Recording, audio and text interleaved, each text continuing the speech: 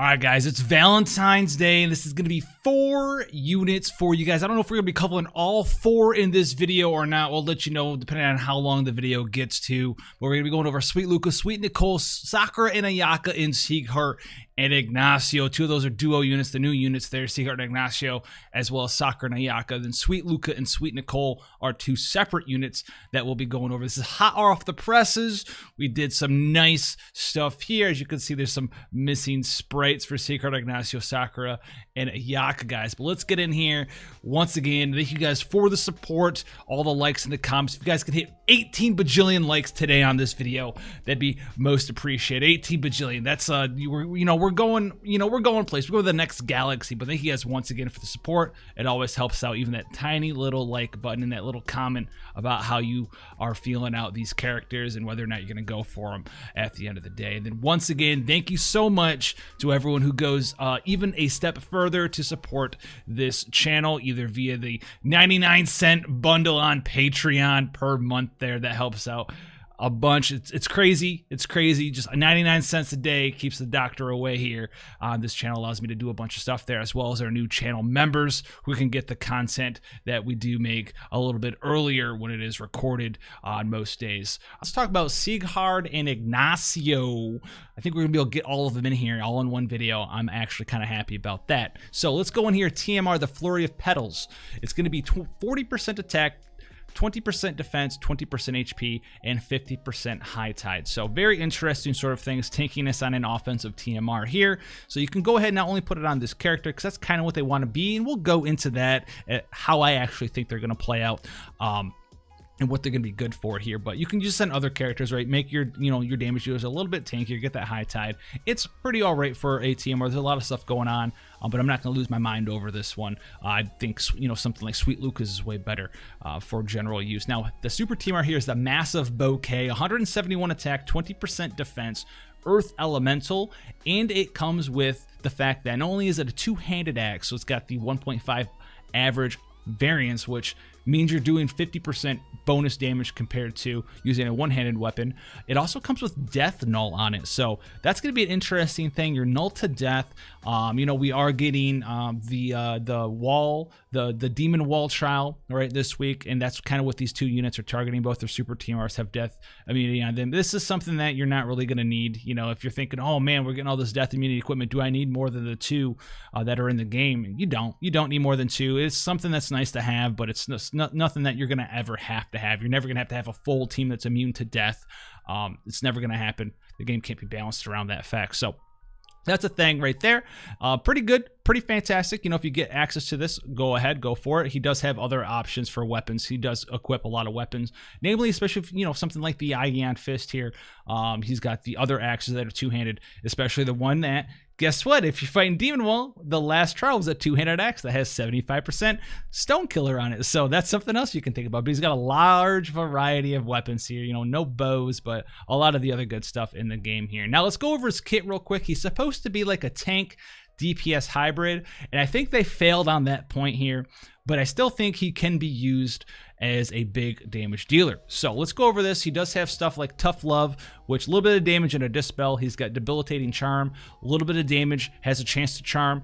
Any of his skills that have a chance to charm, I'm literally not going to talk about them anymore, just because you're not charming any bosses that are in this game that are relevant ever. All bosses are immune to charm. So the fact that he's got 10%, 20%, his cooldown skills at 50% chance to charm, I'm not even going to talk about it. I'm not going to waste my breath on it because it's so irrelevant at this point. But it does have a 60% defense and Spirit Break on Debilitating Charm. He's got a 60% attack and Magic Break on Weakening Charm. You can use this if you don't have a breaker in your team. Although if you're a newer player coming in here, this might get you by for some of the trials, but you're going to want to upgrade, 70, 75% breaks at some point, 80% if you get your hands on someone like that. That's very, very strong there. Now he does have a Behold My Beauty, chance to protect all allies from physical damage with your traditional 50 to 70% damage mitigation for 3 turns to the caster. Now notice he cannot dual cast this cover, so can't dual cast it. If you're using this skill, that's all you're doing with him. He's got a lot of other stuff to do, and I don't actually think he's going to be a tank for you guys. So if you're hoping for him to be a tank,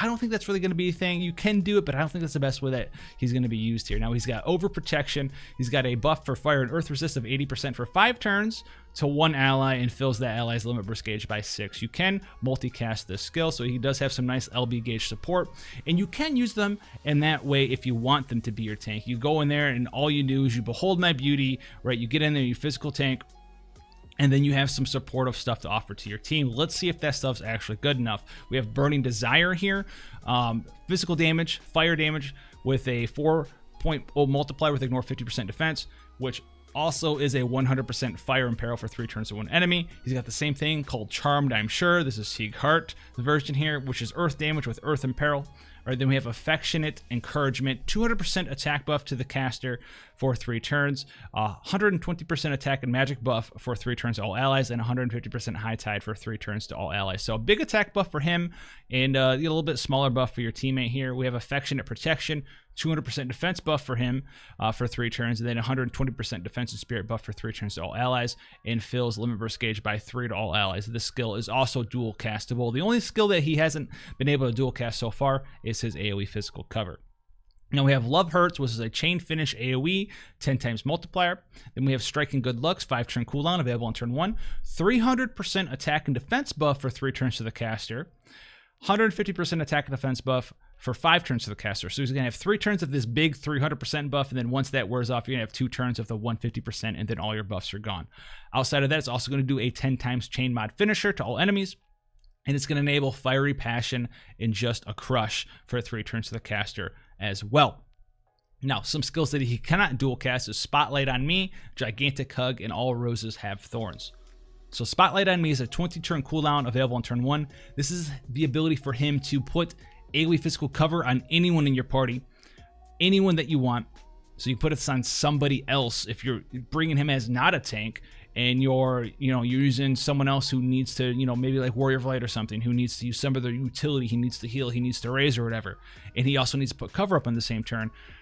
This is a skill that's got that, 1 in 100 uses in some fight out there. It's not going to be a reason to pull for this character, but it's got that ability, that Nicole, that Rivera effect, where you can go ahead, throw that on them because it's a 20 turn cooldown, and they're going to be able to tank it up for you right there. Outside of that, you're not using the skill. It's not like a game breaker, but it's going to have some use out there. It's just going to be one of them 1 in 100, 1 in 1,000 use skills. He's got Gigantic Hug, though, which is a very powerful skill here. 7 turn cooldown, available on turn 1. Physical damage 80 times mod with a guaranteed critical hit to one enemy. Increases limit burst damage by 220% for 2 turns to the caster. This effect cannot be dispelled, and it increases his LB gauge by 32. So it's going to fire up your limit burst. It's going to do a big 80 times mod with a guaranteed crit. Normally skills cannot crit. The only skills in the game that can crit are skills that are like this one that say that they will guarantee a critical hit. And critical hits make you do 50% bonus damage. So this is the equivalent of this skill having a 120 times multiplier. So he's going to get into there, bam, chain finish right there. And then next turn, you have a 220% limit burst damage buff for him to fire off a magnificent Gigantic Hug buffed limit burst. Now, he also has All Roses Have Thorns, which is a chain finish skill, 20 times mod with a guaranteed critical hit to one enemy. So it's basically a 30 times multiplier chain finisher there. His final skill is Beauty Never Dies. 1 use per battle, enable skill for 1 turn to all allies except for the caster. This skill that is enabled there is called Not in the Face, and we'll talk about that when we get to that skill. But this skill also mitigates a damage taken by 50% for 1 turn to the caster, as well as mitigates physical damage taken by 50%. So it's a general 50% and physical 50% mitigation for 1 turn. He also applies an auto revive for 1 turn to himself. Now, let's go over those unlocked skills real quick. We'll talk about those. Love Triangle is a skill that he will unlock. This is his triple cast skill there. So his triple cast skill will allow him to triple cast pretty much the same thing that his double cast did. So no AoE cover being triple casted, no Spotlight on Me, no Gigantic Hug, no Roses Have Thorns. Can't triple cast any of those. All right, Fiery Passion is the ability to add fire element to himself and an ally. And Just a Crush is the ability for him to add Earth Element to himself and an ally. It's also a 10 times multiplier chain finish thing. So very Galoof style, right? Warrior of Dawn Galoof style, where he had like a imbue myself and my ally.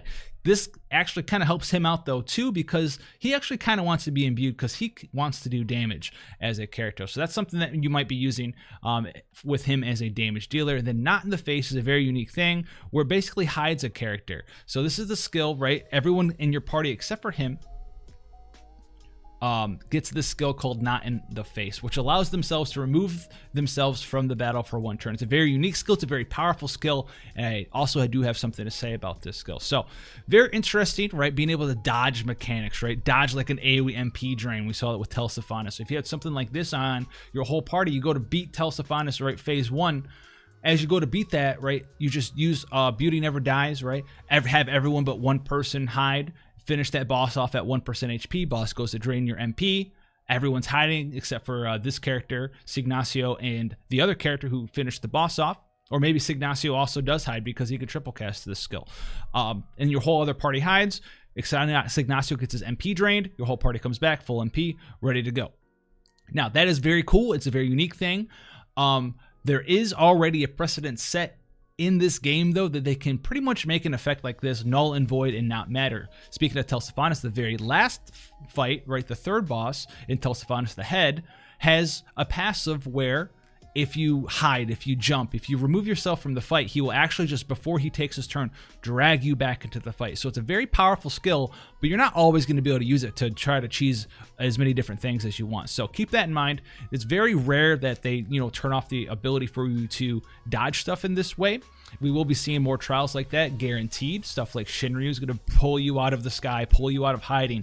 So just know that if you have access to this, you're not always going to be able to use it. There's going to be some circumstance out there where you're going to be upset, be like, this character isn't doing what I want him to do. I feel ripped off. I'm letting you know right now, okay? So going into his passives here, let's talk about it. He does have 50% draw attacks, which is pretty important because if you paid attention, he doesn't actually have a provoke in his kit, so there's no way for him to natively provoke. So if you want him to provoke as your tank, you're gonna have to put like Golem on him and give him provoke, or build him for 100% draw attacks.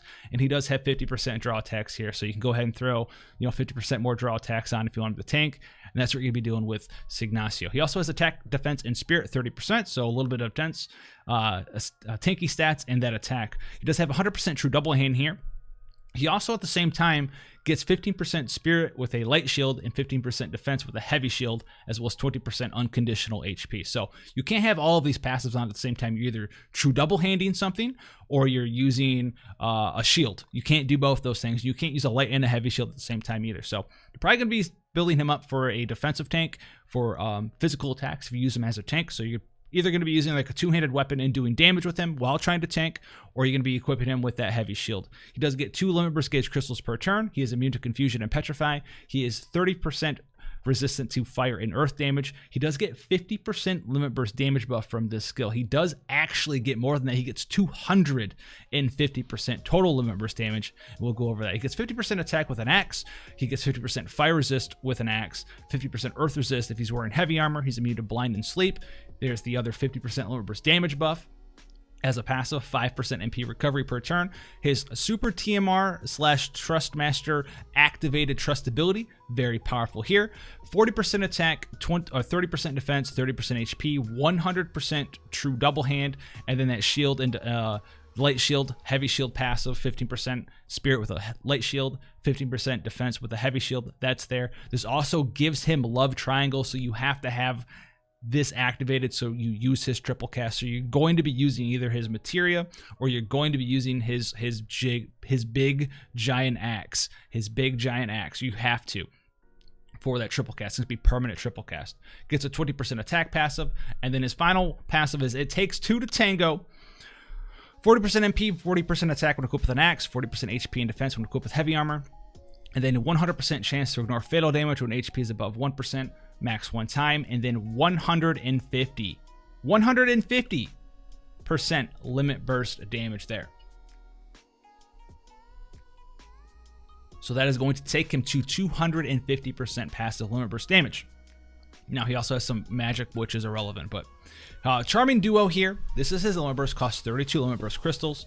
It is a base 24 times multiplier limit burst. It also mitigates damage taken by 40% for 3 turns to all allies. So this is the unique thing about him. He wants to be able to spam his LB. You need to be able to spam his LB. He does have a lot of passive limit burst damage. He does have that big 220% limit burst damage buff. He is going to be pretty strong, but the thing that's going to hold him back is that since he already has so much limit burst damage in his passives, he has that big buff, but he also has 250% passively, that he's not going to get the greatest return from stacking even more limit burst damage. And as far as I know right now, there isn't an in-game 300% limit burst damage passive cap, so you can go, 300, 350, 400, I do believe. But that's not going to be worth it in the long run, especially if you're using him as a damage dealer. You're going to want to put on killers. You're going to want to cap out his attack. You're going to want to cap out his true double hand. You want to do all this other stuff. And the reason that that's the way that this character is made is a little bit of a drawback is because compared to other people who do limit burst damage, the raw multiplier on his limit burst is pretty low. It's only 24 times multiplier. So to break it down in layman's terms, if I had 100% limit burst damage on a character with a 50 times multiplier, my limit burst damage 100% would make my 50 multiplier go from 50 to 100. If I had 100%, or if I had 200% limit burst damage on a 10 times multiplier, it's going to make me go from 10 to 30, right? So, he's running around 24. So keep that in mind there. We're going to, anyone that you see that has like a 40 times multiplier in the limit burst, they gain a much larger return from stacking limit burst damage than someone like this character does with the 24. He does have a lot of limit burst damage, 250%, but just increasing that roll multiplier, right? If this was like 30 or 40, if you run across characters like that, which we will see in the future, right? We have stuff like CG Cloud, CG Squall. Cloud has I think Cloud's like almost a 60 times multiplier on his limit burst, and his limit burst gives him a 100% limit burst damage mod, all this other stuff. That's a huge. Let's just say like right now, napkin math, 20 times multiplier. What does 20 times multiplier 300% limit burst damage get you? Well, easy. That's gonna be an 80 times multiplier. So, if this was a 20 times multiplier, 300% limit burst damage, that's an 80 times multiplier. Whereas you have something like a 40 times multiplier with 100% limit burst damage, that's an 80 times multiplier as well. So, there's a lot less limit burst damage there, which matters because when you go to gear your character, the character that has the higher raw mod and less limit burst damage percent in their passives will gain more damage by gearing up for what you want them to be gearing for, which is limit burst damage. So I think he's pretty good. He's not bad or anything. I just don't see a need to pull for him. Honestly, I don't actually see me ever wanting to use him as a tank, right? Using him as a tank and a damage you at the same time is going to be very hard. You want to be maxing out their attack, yet you're going to need a bunch of defense and HP and spirit. It's near impossible to cap your true double hand, cap your attack percent, and then cap your killers, and get maybe one limit burst damage materia in there while also getting max HP, max defense, all this other stuff that a tank wants to do. There's just not enough gear slots in there to max out Seighard Ignacio. So that's my review on them. If you use them for a damage dealer, great. If you're trying to make them a double tank, like damage dealer plus tank, it's gonna be incredibly hard, and it's not gonna be worth your effort. And if you're wanting them as a unit, I'd say go for a damage dealer. Give them LB support, give them killers, give them they have their imbues and imperils and stuff. They have a little bit of utility as well. They're pretty cool, but like I predicted, if you're around for the stream, they're always very, very scared of a offensive tank type unit. They always seem to be just a little bit behind what they should be. So that's going to be Seighard and Nicole. Lastly, we have Sakura and Ayaka here. Their team art here is the Loving Spirit. It is a material. Let's say that it gives you 30% unconditional spirit as well as 10% HP, and then if you're equipped with the staff, it gives you another 30% spirit. So if you have a staff on, this is 60% spirit, 10% health. It's good. That's all I can say about it. It's not like crazy banana sandwich good, but it's good, right? We have other things that are around this sort of power level, right? 60% spirit, 50% spirit. This just has a little bit more spirit, a little bit more HP. The super team art here is the Floating Hearts. It is an accessory, 214 MP, 21 attack, 21 defense, 21 magic, 44 spirit, and it gives you null death as well. Obviously, these characters were made with the good old demon wall trial in mind, so you're immune to death there. It nullifies all instant KOs. It also comes with Love is in the Air, which gives you 50% spirit passive and 3 limit burst gauge crystals per turn. So as far as a spirit thing is, if you're looking for spirit and limit burst gauge crystals per turn, you have this. It's going to be awesome. You do not, once again, you do not need to go out of your way to get these super TMRs for the null death. You don't need to. Obviously, it'll make things easier for you, but even then, there's deaths in the game right now that just this stuff doesn't even work on. Right? There's like deaths that like can't be nullified. Right? There's already stuff in the game like this, so I wouldn't worry about any of that gear at all whatsoever. They are good, but they're not necessary. So let's get in here. She does have native dual cast, and she got a little bit of a weird kit, right? She's got Love from Above, which is a jump, and it's because we can't see their sprite, but they have balloons, so they kind of float up on the balloons. You can jump over certain attacks there, but you're not using this. They're not a Dragoon. They do have Entrust, but it's not dual castable. And then they're going to be a supportive type character here, so you can pair them, you know, with other supports. They have Positively Supportive here. Cures all status ailments to all allies with a little bit lower than Kiraja tier level heal here. So she's got, you know, traditional healer stuff there. We have Protect Your Friends. She's going to make you immune to all status ailments for 5 turns on your whole party. 100% high tide, and it's going to be a very small heal, 2 times healing mod with 1200 base HP, but high tide plus status ailment immunity, that's a plus. As you can see, we do have dual cast here with double the love. We have some TLC here, auto revive, 20% auto revive for 3 turns to a single ally with a 1000 HP barrier to that character as well. She has Love Takes Time, Cure Stop to all allies with stop immunity for 3 turns to your party as well. She's got Protective Embrace, Fire, Lightning, Light, and Dark resist increase of 65% for 3 turns to your party, with 30% general damage mitigation. So she does have a little bit of general damage mitigation. This kind of has moved over to the tank role because the tanks are starting to get, 40, 45, 50% general damage mitigation as like their role and on their limit bursts. If you're using tanks like that, welcome to the big league club. That's where you want to be. That's where those tanks, the new tanks, are kind of like outdoing the old tanks because they have these giant mitigations for your entire party. She can help you live until you get that big mitigation up. She also says You Can Do It, which increases your attack defense, magic, and spirit by 130% for 4 turns to your party, and also makes you attack defense, magic, and spirit break immune for 3 turns as well.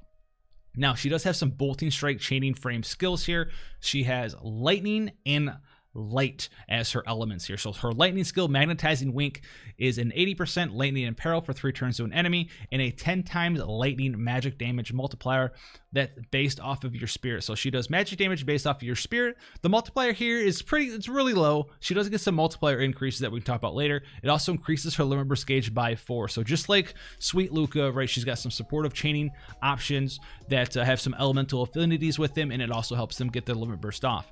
Shining Uniform is the same thing as Magnetizing Wink, but instead of it being lightning element, it's light element. So 80% light and peril.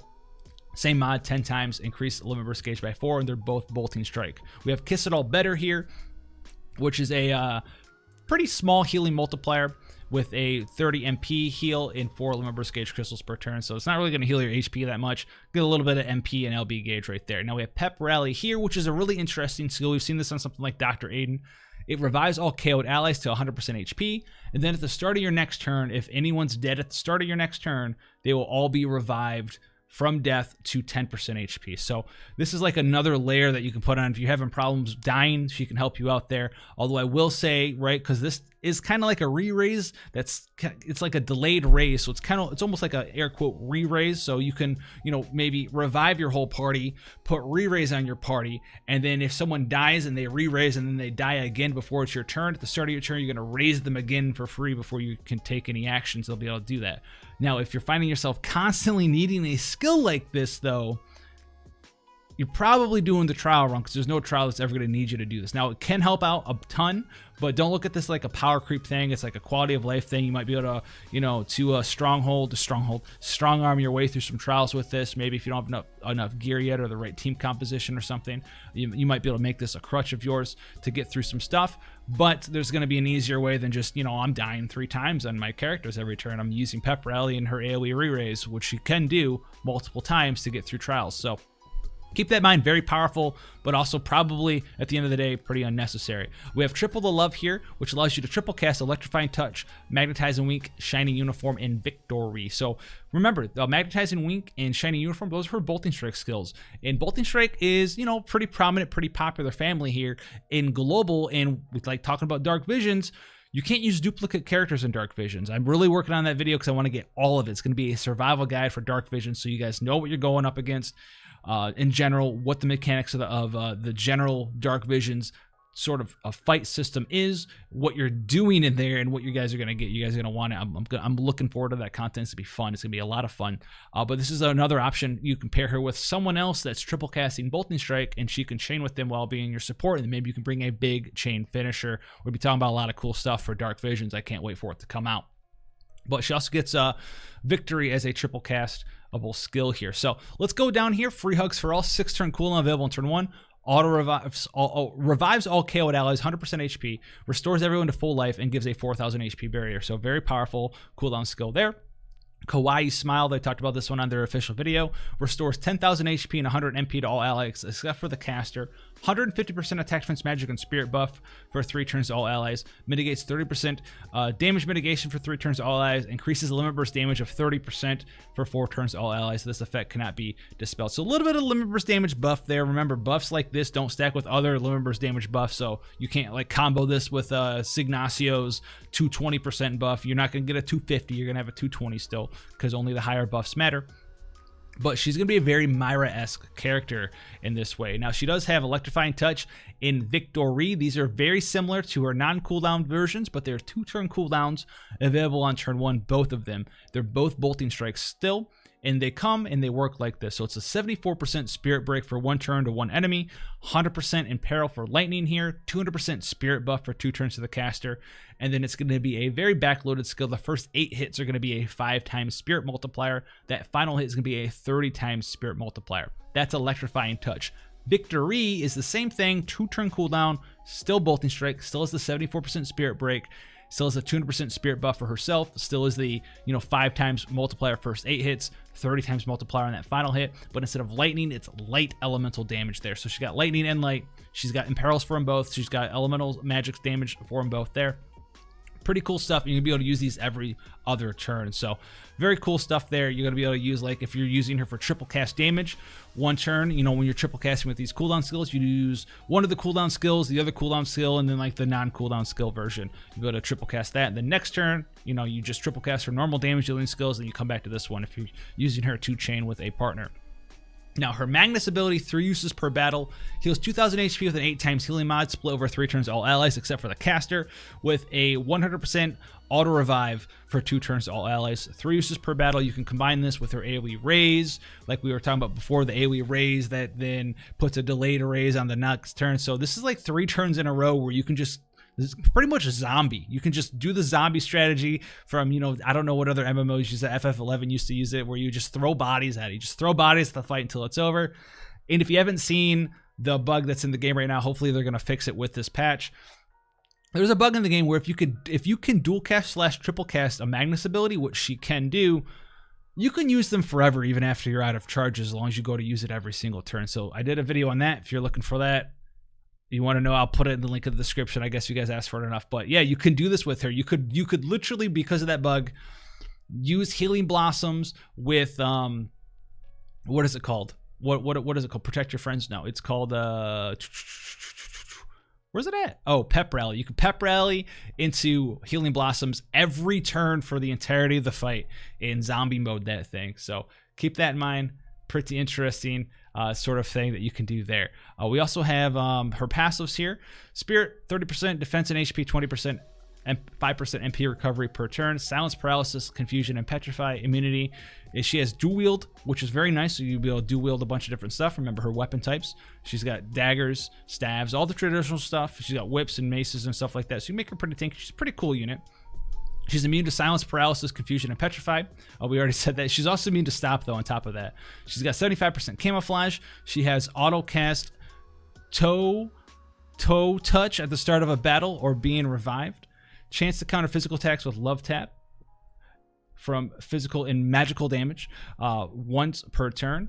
Defense, spirit, and MP 30% as well there as a passive. TMR/STMR, 50% high tide, 50% true double hand, and 50% true dual wield spirit, 10% MP recovery per turn.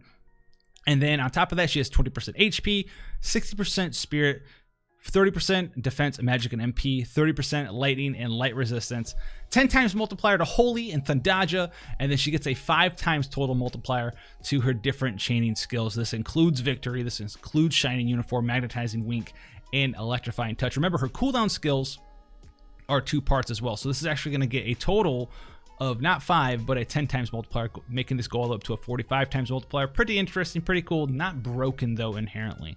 And then the Love Tap counter gives you a 2,140 HP barrier to the caster, and then a very tiny AoE heal to all allies on your party. She has, for white magic, Kiraga, Thundaga, Dispelga, Asunaga, Full Life, Holy, Thundaja, Kiraja, Re-Raise, and Dispelga. So, very cool character there with all the different stuff she can do. Although she does have dual cast as well. So she does have dual cast. She doesn't have dual cast white magic. She just has dual cast. So you can dual cast that, green magic on her. You can dual cast whatever you want, white magic. So very traditional kit there. You can even dual cast that Thundaja if you really wanted to.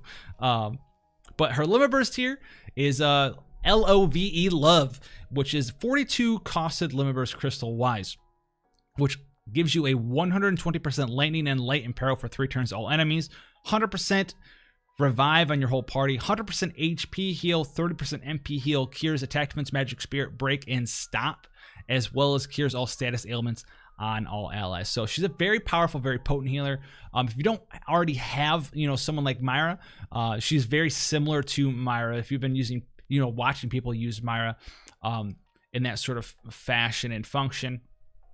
She doesn't do the exact same things that Myra does. Myra has the charm immunity and has the the different buffs that scale up over time, etc., etc. But she's gonna form and work very similar to how Myra works. I think she's gonna be a very powerful healer if you get your hands on her. Not even talking about the Magnus Ability bug, discounting that. She's gonna be a pretty powerful character. Do you have to pull for her? You don't have to, but if you're looking for a good healer, this might be something that you want to go for. Keep in mind, though, she is time limited. Myra is not. You are going to get UOCs over time. And, I wouldn't drop Myra for this character. I don't know which one's better right now. I like Myra better simply because Myra can dual cast her and trust, and Myra's limit burst is a lot lower there. But this character offers a lot of stuff for you to do. There are a lot of cool options in the long run. But if you already have Myra, I wouldn't even think about it. Wow, dude, we're getting the big follows on. I'm not cutting that out. Thank you guys so much for the support as we end the video. Sakura Ayaka, very strong, supportive healer character. Actually, I was pleasantly surprised how strong Poop Shirt Sakura Ayaka were. I call him Poop Shirt because it looks like they have poop on the a poop emoji. Seighard Ignacio. I don't like this unit. I ain't gonna lie. I will not lie. Big damage is what you're looking at though for this character. But thank you guys so much for the support, especially those of you guys who've joined the 99-cent Patreon club, or if you've joined the community member here as a YouTube channel member. You guys are all fantastic. Allow me to keep doing content for this community because FFBE is not the largest game in the world, and I can only reach out so far, and the audience is only so big, and you guys allow me to keep doing this stuff for you guys, growing as a channel and as we hang out on Twitch and Discord, all that good stuff. So thank you guys so much for the support. Every single one of your every single one of you guys that help out matters so much in every single way. So thank you guys so much, and I'll catch you guys in the next one. Take care, guys.